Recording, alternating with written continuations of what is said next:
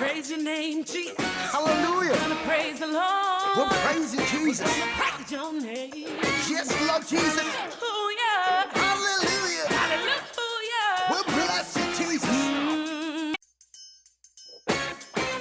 Praise your name, Jesus. Hallelujah. We're gonna praise the Lord. George and Shiga Amadei.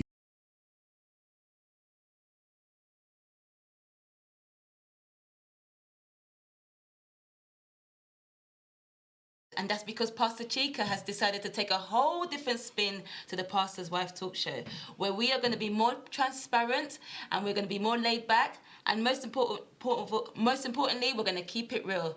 So today is going to be very juicy because today's topic is about what women want in a man/husband. And you are going to be in for a treat. So go and grab yourself a coffee, get some biscuits, and join us in this discussion. God bless you. Welcome onto this show, Bishop Stella. Thank you. Faith, David, I believe. Yeah. How are you doing today? I'm all right. Thank you very much. Thank you so much for joining us in the Pastor Wife Talk Show. It's Yeah, such a pleasure to have you on. Thank you for having me. You're very welcome. So today, you're actually the first guest on this revamp program, I would say, that Pastor Chica is going to do. And it's so much more, not that you're taking the cap off of a bishop, but you're more or less kind of showing a transparent side as a bishop, whereby a lot of people don't get to see that. So how does it feel that you're now going to have to show a different side to you as a bishop, where you're going to, keep it real so people can see that Christianity is not just a facade? Yeah.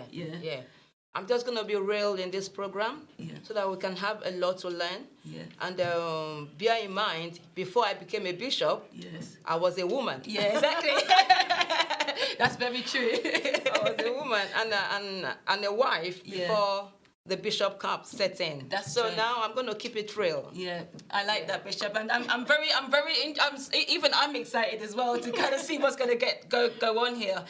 So basically, this topic really got me excited because obviously when I said what I want, I'm a single person, and I don't mean to put that out there, but I'm being honest. And obviously I have a list of what I want in a potential man or a potential husband in marriage. And I don't know if you're ready for this list, but I'm going to give it to you anyway. So I'm going to start off. So this is my list, okay? So I started off saying I want a God-fearing man. I want someone that's dark-skinned, tall guy with, that glossy look, enjoys fasting, praying, and reading the Bible daily, romantic and enjoys cooking, a Jamie Oliver kind of thing, because I love food, to be the apple of my eye forever. And the list goes, you can see the list goes on. And in all honesty, this is true. I know this is, I'm speaking on behalf of a lot of women. That's right. Because a lot of women probably has not physically written it out, but in their hearts there's a list. Yeah. And I don't know how I got to this list, because before it was just a few, it was 4 or it was 5, but I think it came from, what I saw with my parents. I'm growing up in a household where it was very abusive, where my dad treated my mum in a way that was, and I think I've gone through some things with men as well. But obviously, once upon a time, you were single. That's right. You were single. Absolutely, And obviously, your list might have not been as long as mine. Yeah. But you did have a kind of, your wants in a man. I was once in your shoes. You were once in my shoes. So can you take us back to that once upon a time when you were single? That's right. Yeah. Thank you very much, FUNKE. Thank you. Yeah, like I said, I was once in FUNKE's shoe. Don't be surprised that even my own list was longer than yours. My own list was longer than hers. Yeah. But to be honest with you, I have to keep it real for so many women out there to really learn.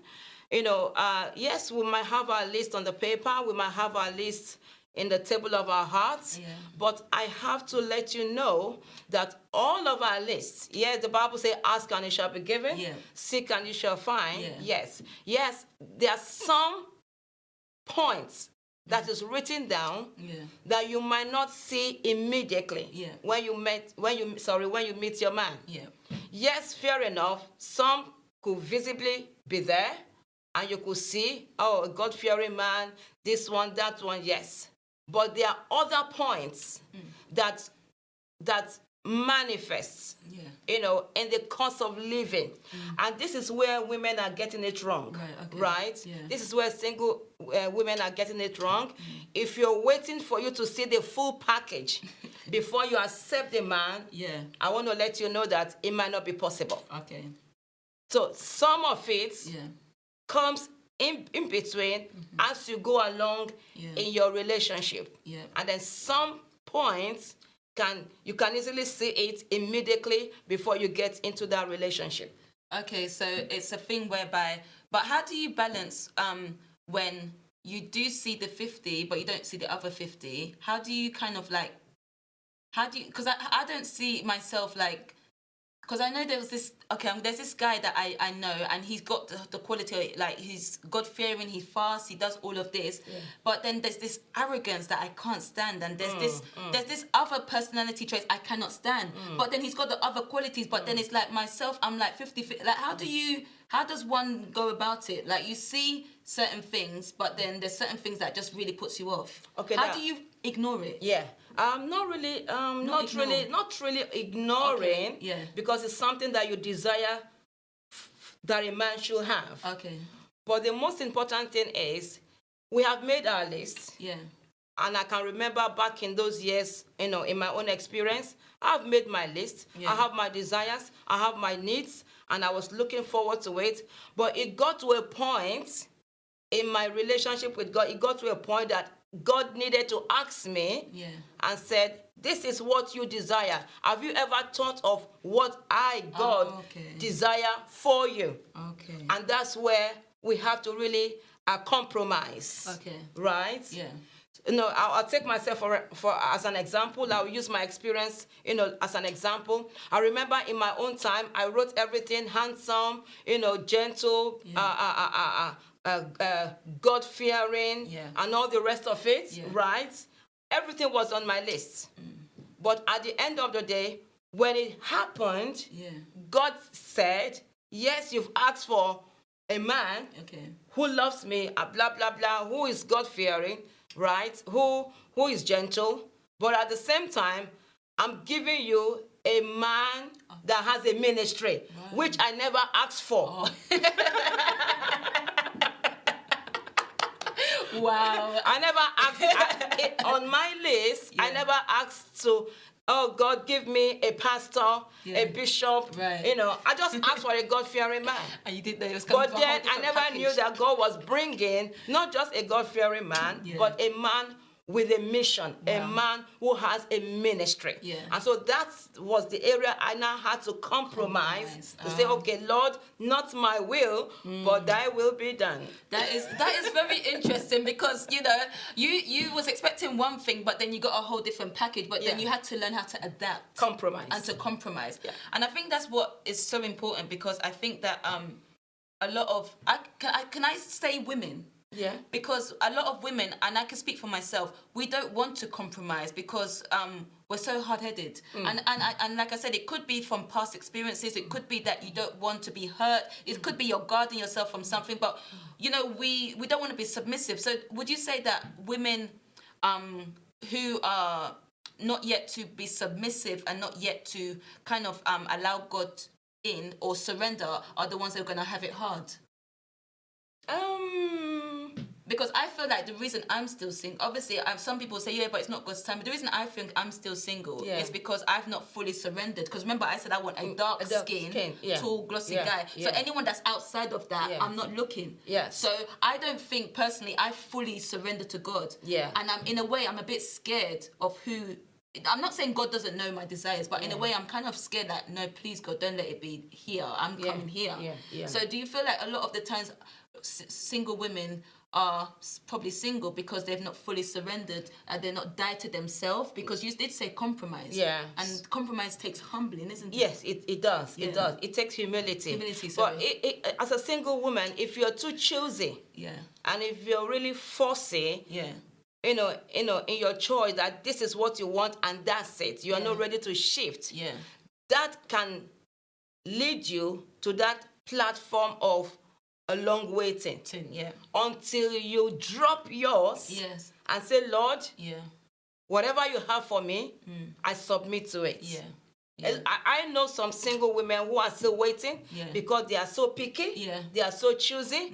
You know, ask, it shall be given. But at the end of the day, it is the will of God that has to come to pass. You understand? So that's why we women, we single women out there, we need to learn to be a little bit softened in our choices and allow the will of God to prevail. That's really amazing, and I think that's something that we can really learn from, is allowing God to have the final say. Because at the end of the day, you know, He did create us. He knows His ways are higher than our ways. So what we think we might need in a man, you don't even know that God might say you need something even greater than that. Something I'm learning from you a lot, Bishop. So I want to say thank you. You're welcome.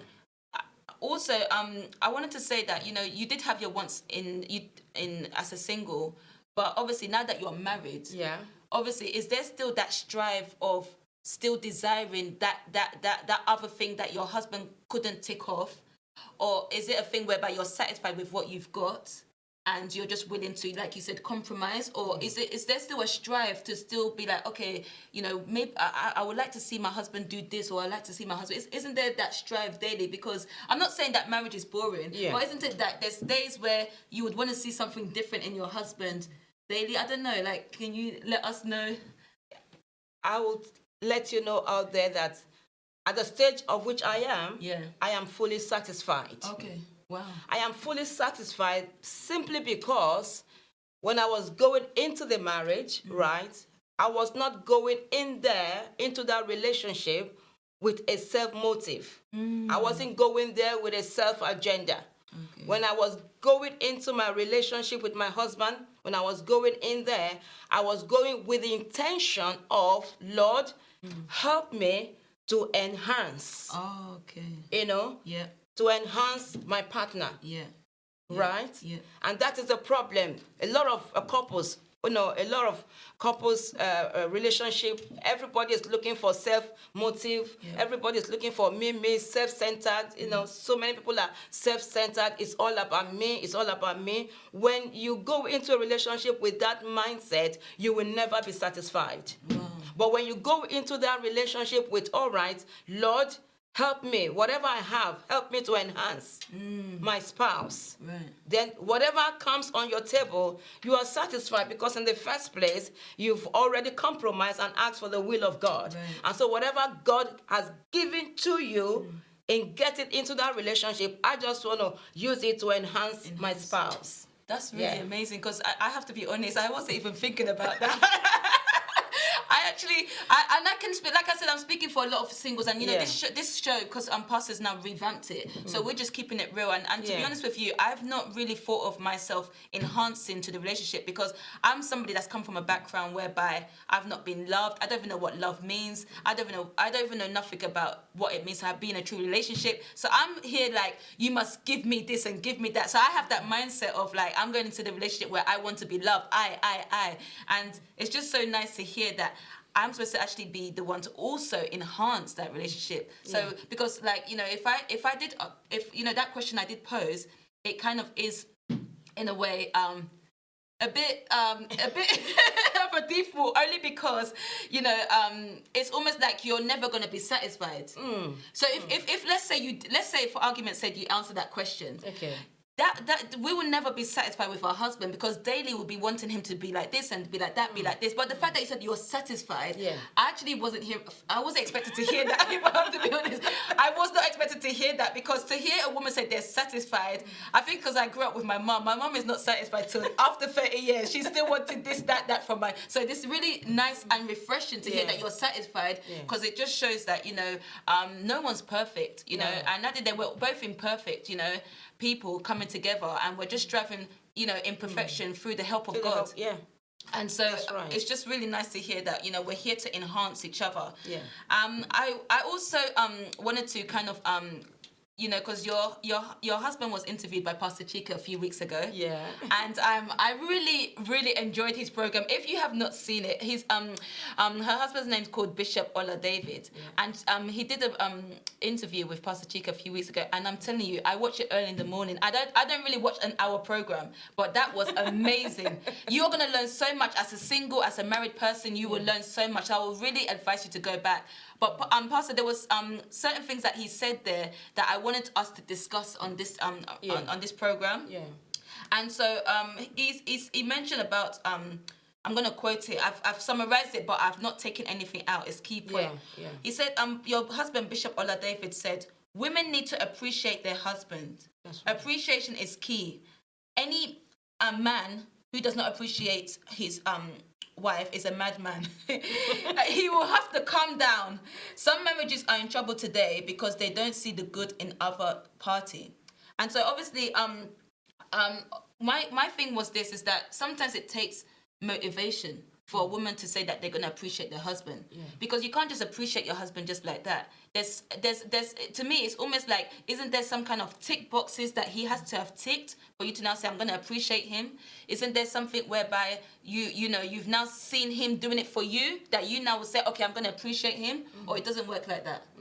You know, for because he's saying that women need to appreciate a man, women need to appreciate their husband, but it takes some kind of motivation. It takes some kind of, because women would not just say it like that, would they? Or how does it work? All right. So there we have different couples with different experience. Okay. Right. Yeah. Appreciation is good. I'm telling you, you will never know how far or deep appreciation does in a relationship. Appreciation heals. Right? But it all boils down to having that wisdom of God. You know, the Bible said that a wise woman builds her own house. Yes, I get your point, that for a woman to rise up to appreciate her husband, that it means that something has triggered it. Something has motivated her to appreciate that man. Right? But let's take, for example, a situation just happened now. Maybe there's a misunderstanding just right now that has happened. The mistake that we do as a woman is we focus on the problem at hand. And that problem at hand, simply because maybe peradventure your husband is wrong and you are on the right. And so you want to kind of prove your point and stand on your point that, yes, I'm in the right, my husband is in the wrong. And so as a result of that, but I always say to our couples, because we mentor couples a lot, we have a marriage ministry, I always advise couples that never major on the error of your spouse, but rather major on the good side, the area that he's good. It cannot be all bad. And also a wife cannot be all bad. But if we can learn as husband and wife, spouse to spouse, if we can learn to always major on the area that this man or this woman has been good to me, and do not allow the present circumstances to overwhelm your mind so much or becloud your mind so much that you can't even remember anything good he has done or she has done. So now, when we major more on the good side, appreciation flows easily. But when we major on the bad side, it's difficult to appreciate anyone, because I will never see anything good to appreciate. But then you need to remember there are good times. There are a lot of things that he's done, and you begin to allow that to illuminate your mind, especially in the time of crisis. Women need to remember the good time in order to express that appreciation freely. You know, it's really funny because as you were speaking, I heard you emphasize so much on the women. Yeah. And it seems to me that women play a big part in the role Absolutely. in the house. Yeah. And the reason why is because of the scripture that you quoted. Yeah. Is it in Proverbs? 14:1. 14:1, where it says the woman is the one that builds, is it? A wise woman. A wise woman. Builds her own builds house. her own house. Now, the thing is that the reason I say it is because now I wonder if, because women play a big part, I wonder if women now are responsible for the high divorces. Because what it is that the basic principle is for women to be submissive, yeah. And if you've got two people that want to be the master, then how would one submit? So if the women are not submitting, so the men can be the head of the household, then it seems to me that women seems to be the ones that are causing the high divorces. Because your husband then said in the second part of the he summarized it and said women need to make sure that their spiritual makeup is sound, that they're submissive, that they're silent when the man is talking. You know, so all of this, it seems that the women play a part because, you know, women are very emotional. Yeah. So we need to have self-control in these things. Yeah. So am I right to say that? I know it seems a very biased. It just seems that women play a big role in terms of how they respond, how they don't respond, what they do, what they don't do, and it just seems to me that if divorces are getting high, it means that certain principles have not been kept. Like, I don't know. Yeah. It seems biased, but I don't know why I'm saying it. Yeah. I just don't know what I don't know how else a divorce can be going so high. If women were submissive, I don't think we would have this kind of divorce rate increasing. Now we're talking about a Christian home, isn't Christian it? home, yeah. A Christian home.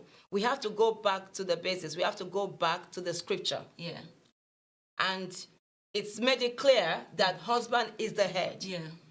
Husband is the head of the home. Yeah. And the woman is there as helpmates. Yeah. Right? We are there as helpmates to each other. Yeah. But husband is the head. Yeah.